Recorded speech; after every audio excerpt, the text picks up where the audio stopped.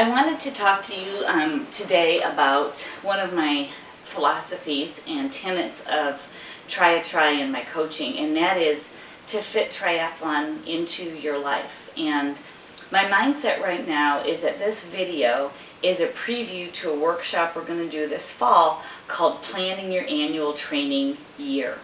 And at that workshop, we're going to look at 2012.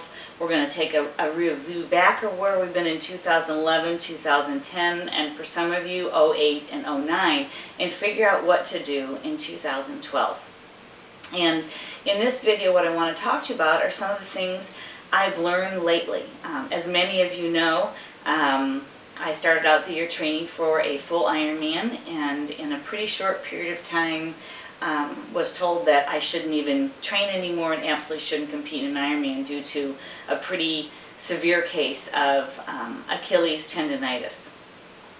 And I like to be as open and honest with you guys as I can be. And in a nutshell, I started triathlon in 2004. I did not train in 2005 due to some life stuff and a knee injury, and came back in 2006, 7, 8, 9, 10, and only about the first quarter of 11. So I've got about 5 straight years of pretty continuous training under my belt. I've always had an off season. Usually I would say, though, that was like a 60-day off season, kind of a November, December thing, so fairly short. I enjoyed very much going from sprint to Oli to half Ironman in those years. So each year I really did progressively train a little bit more. I have not been injury-free. I had a hamstring issue that I dealt with, but it kept niggling at me. Why am I telling you this? For 4 straight years, let's see, no, I guess longer than that, 6, 7, 8, 9, 10. For 5 straight years, my training just kept increasing, and short off seasons. And I think that ultimately contributed to my Achilles tendonitis. And I also didn't do enough stretching, but that's for another day. It attributed to my Achilles tendonitis. If I had perhaps taken longer off seasons, or didn't stay at half Ironman distance for so long and at that training load, perhaps I wouldn't be here today. I've also learned by literally not training now for, I think this is my 11th week. Isn't that crazy? 11 weeks. I've also learned that I have spent, especially 08, 09, and 010, my life living in zone 5. And I had no idea I was living that fast. I knew I was living pretty fast, but I really was living in zone 5, and I was tired and busy and didn't notice stuff. It's kind of like, you know, when you go out for a zone 2 run and you notice, oh, that person planted that in their house, or you notice something along your run and your route. But if you're running in zone 4 or zone 5, you don't notice anything. The faster you're going, the narrower your focus gets. And I think that's how I've been living. And if you add on top of that the fact that I'm learning a whole new career as a coach, because I just started doing this in 2008, I think it sort of had a perfect storm. I will tell you that my first 6 weeks of not training was really, really, really difficult. I spent the first 4 weeks planning my comeback. Every day I would have this thought of, okay, I'm going to train this way, and I'm going to do this, and while I'm not training, I'm going to do this, and that way I'm going to come out stronger, and I'm going to reinvent myself as a triathlete. And once I settled down, once I realized that I was pretty much out on an ocean in a raft with a couple of oars, but I had no idea where the shore was, and that I shouldn't row until I could see where I was going, I've relaxed. And I'm really settled into that spot. And here's what I've learned. As I go back at this now, whenever I'm released to, I don't know the date, and I'm really not worried about it. I'm settled into this is the best thing for me right now. I will probably not do long years back to back. I think I'll be 49 years old. I think I'd probably do half Iron or an Ironman 1 year and then do sprint the next year. I like that idea of doing long 1 year and short another year. I think it's easier on your body, and I also think it's easier on your life, okay? The other thing I realized is how easy it can be to do fear-based training. And remember, fear stands for false evidence appearing real, but it's not. And it's so easy for so many of us to say, well, I'm afraid if I stop I won't do it again, or I don't want to lose the fitness I've got. Here's the deal. You need to lose some fitness, because when you take a good off season and when you kick back a little bit, your body is allowed to repair itself on a deep, deep, deep level with damage you don't even know is there. Most of you guys work full-time jobs, you have kids, you're going at the speed of light. You're easily living in zone 3 to 5 every day. This stress also wears on your body, and we just get sort of used to it. And it's very, very hard to stop. Trust me, it is. But I would like you guys to start thinking about, is my life in balance? Am I fitting this into my life? Am I starting to do this about fear? Am I afraid that if I slow down I won't get back again? Am I afraid to lose fitness? And anytime we're functioning on fear, we're not functioning at our highest. You know, I know I'm getting out of shape now, and I know hopefully in January I start training again. I'm just going to start where I'm at. I'm going to just start where I'm at and put one foot in front of the other and rebuild myself with new knowledge and new wisdom. The other thing is, don't train on fear. The next thing I want you to think about is, where have I been and where do I want to go?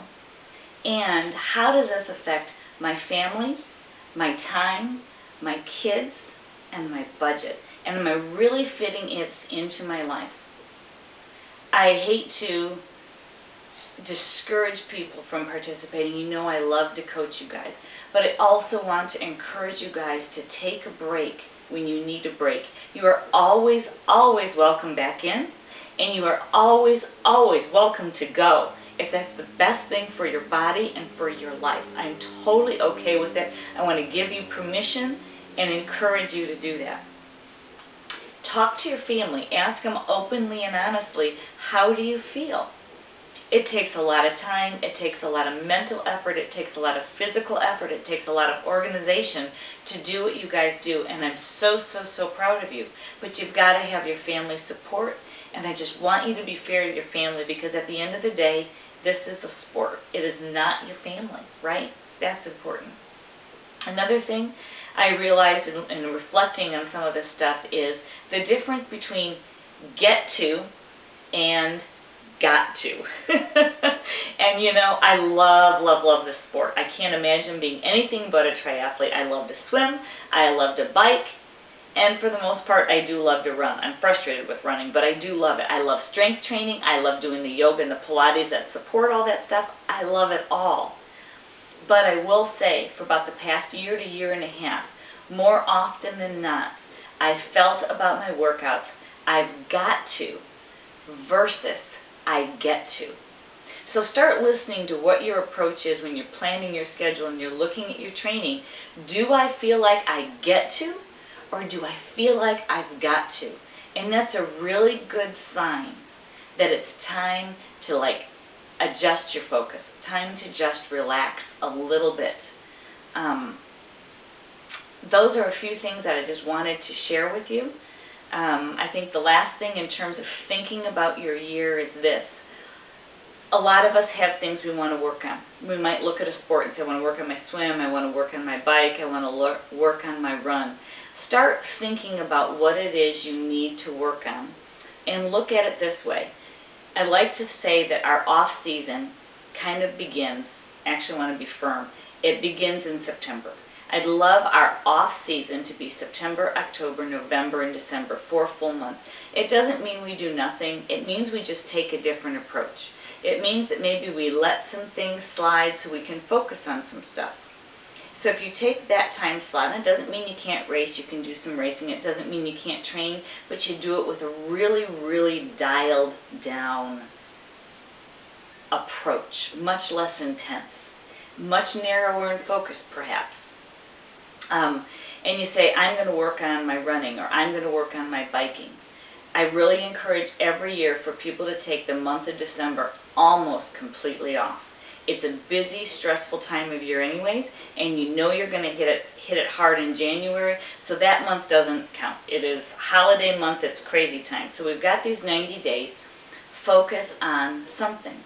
Email me, give me a call. We can write up a custom plan for you for biking, a custom plan for you for running, or something that'll work its way into the Try a Tri plan, but be custom to what you need to do and what you need to work out. And then the same thing again, January, February, March, take another 3 months to work on something else.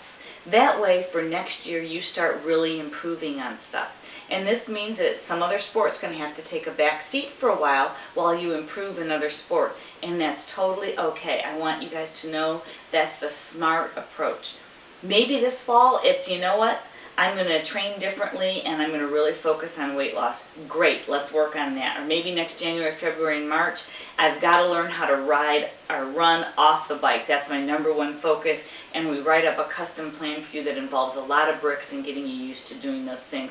So there's a lot of different ways to look at this, but I wanted to sort of set your mind up for this because it'll impact what you do this fall and what you plan to do 2012. I'm happy to talk with you guys about this. We can do some simple emailing if you want, or some short conversations, but I really don't want to get into full conversations unless we schedule a consulting time, and consulting is just $50 an hour. As we grow and as we age, meaning Try a Tri's been around a lot longer, we're going to be in many more different spots. And the best way to make things right for you is to work with me a little bit one-on-one as you see fit. So I want to open up those doors, open up consulting time, and listen to some suggestions. You're going to be getting some tools in about August that'll start helping you think about what you want to do more completely and reviewing more of this season, and then we'll do a workshop that plans 2012 for you. Thanks for listening.